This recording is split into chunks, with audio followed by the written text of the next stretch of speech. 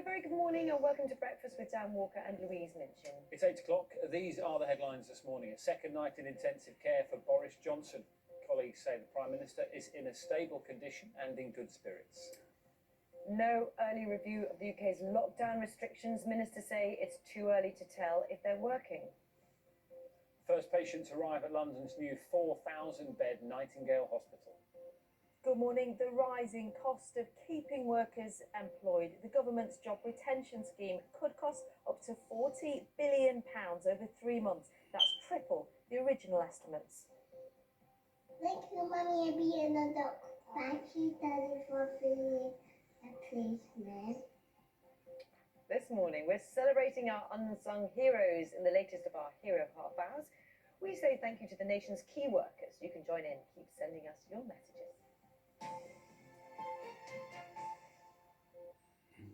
Good morning. It's Wednesday. It's the 8th of April. This is our top story this morning. The Prime Minister is stable and in good spirits. That's the latest on Boris Johnson, who spent a second night in intensive care in hospital. He is receiving oxygen, but does not need a ventilator at the moment as he faces the effects of coronavirus. He had been due to oversee a review of the lockdown next week, 21 days after it came into force. But the Foreign Secretary, Dominic Raab, who's standing in for him, suggested it was too soon for this to take place. Political correspondent Jonathan Blake has the latest. Another night in intensive care for the Prime Minister. Last night, Downing Street said he was being closely monitored, but in good spirits. They described his condition as stable. Get well soon messages from NHS staff. They are among the many wishing Boris Johnson well. The man standing in for him sought to reassure the public yesterday. Dominic Raab said he was confident the Prime Minister would recover, and there was some cautious optimism about the wider picture too. Although yesterday saw the highest daily increase yet in the number of deaths from coronavirus, rising by 786 to a total of 6,157, the number of confirmed cases of the virus rose by 3,634 to a total of 55,242. That, said the government's chief scientific advisor, could be a good sign. It's possible that we're beginning to see the beginning of change in terms of the curve flattening a little bit. We won't know that for sure for a week or so. But what we're not seeing is an acceleration. It's important that we keep these new cases down because, of course, this in turn leads to the number of people going into hospital. And the aim all along is to reduce the number of cases below the capacity of the NHS and to save lives. But it doesn't mean restrictions in place to slow the spread of coronavirus are likely to be lifted or eased in the near future. It's too early to say when we'll actually reach that peak and when we might be able to make any changes, and therefore the message at the moment is very clear. However lovely the weather this Easter weekend, stay at home, protect the NHS, save lives. Now is the time. We need to be really firm, and everyone needs to be firm about sticking to that message, because if we are, as the statistics appear to show, making a little bit of progress on that, now's the time to hold to it to make sure that we do see those beneficial changes. The government insists it is getting on with its work while the Prime Minister remains in hospital. But anxious hours and difficult days lie ahead. Jonathan Blake, BBC News. Well, in a moment we'll speak to our political correspondent Nick Erdley, who's outside number 10 for us this morning. First though, let's go to St Thomas's Hospital where Charlotte Rose is in position. Charlotte, good morning to you. Waiting for the official news on the condition of the Prime Minister, which we expect at some point today. Yes, absolutely. Boris Johnson will have woken up this morning having spent a third night here at St Thomas's Hospital and a second in the intensive care unit. In a statement, Downing Street said last night that his condition remains stable, that it had not worsened, and that he was in good spirits. They did say that he would remain, however, in the intensive care unit for what was described as close monitoring. We know that since he's been in intensive care, he has been given oxygen to assist him with breathing, but he's not been put on a ventilator. They say that that was not necessary, and he has remained conscious throughout. Now, the man who's standing in as his deputy, Dominic Raab, was keen to stress at the daily briefing yesterday that the Prime Minister, he said, is a fighter, and he was sure that he would make a quick recovery. He also wanted to reassure the public that important government decisions would still be made without Boris Johnson at the head of the government. It would be made by Cabinet instead. And as you say, we are expecting a further update on the PM's condition from Downing Street later this morning. Charlotte, thank you. Let's get some analysis from our political correspondent Nick Eardley, who's outside 10 Downing Street for this morning. And so many important decisions need to be made, don't they? And particularly, we looked at this morning a little bit about when or if lockdown restrictions might be eased, but there's no early answer, is there, Morning?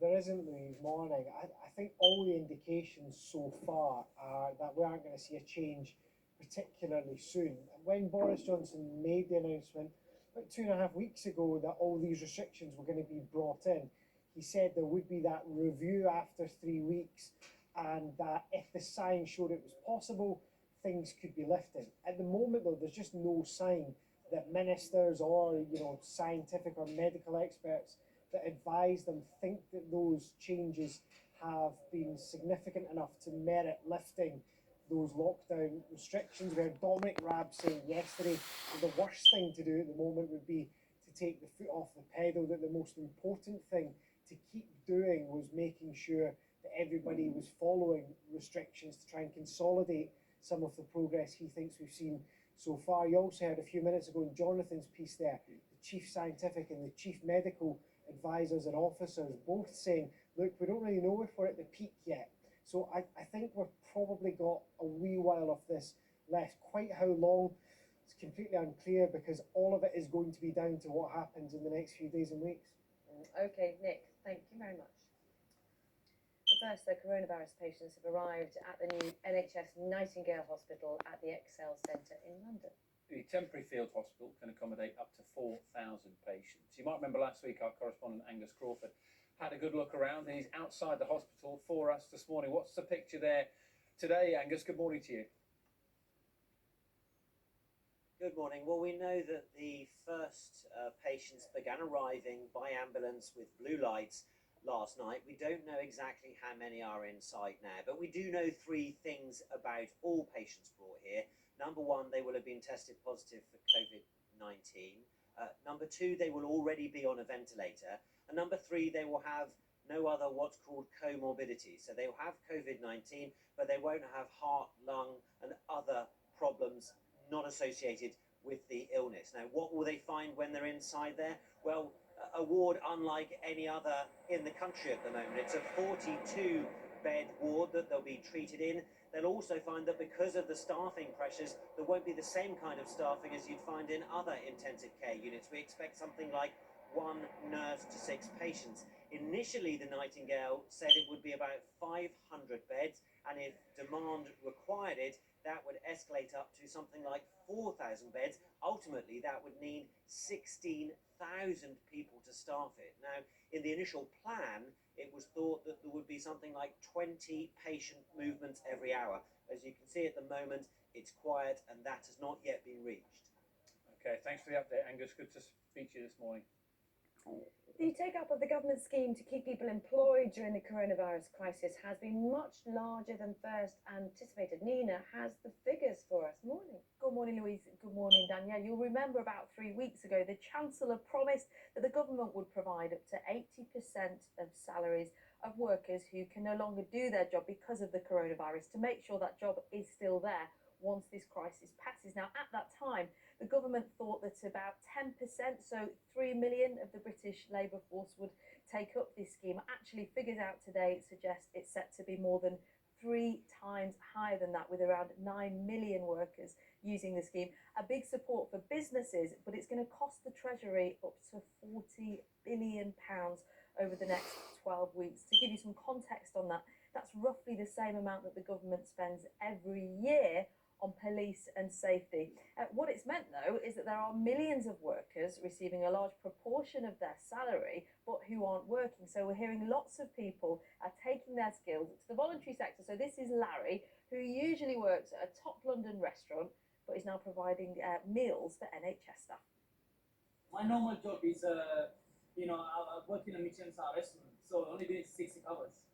This is 1,000 meals each day for next 6 to 8 weeks. So it's high volume, mass production. I'm leading a team of 18 in the whole team. In a day, about 8 to 10 chefs. So we're doing it completely free and volunteering. It's the time we come together and step up and do what we can do to help. So you can volunteer, but you have to speak to your boss if you want to take on any paid work if you're under this scheme. It's important to say this has undoubtedly rescued thousands of businesses which would have otherwise struggled, but the government has come in for criticism. Firstly, some workers haven't been with their employers long enough to qualify for this scheme. Self-employed workers are under a much more complicated scheme where it's harder to get their hands on this money, and also this cash isn't available until the end of April, by which time lots of families up and down the country will have had to go several weeks without any income. Nina, thank you very much. 11 minutes past 8. If you just switched on your telly, good morning. It's Wednesday morning, and right across the UK, people have been sharing their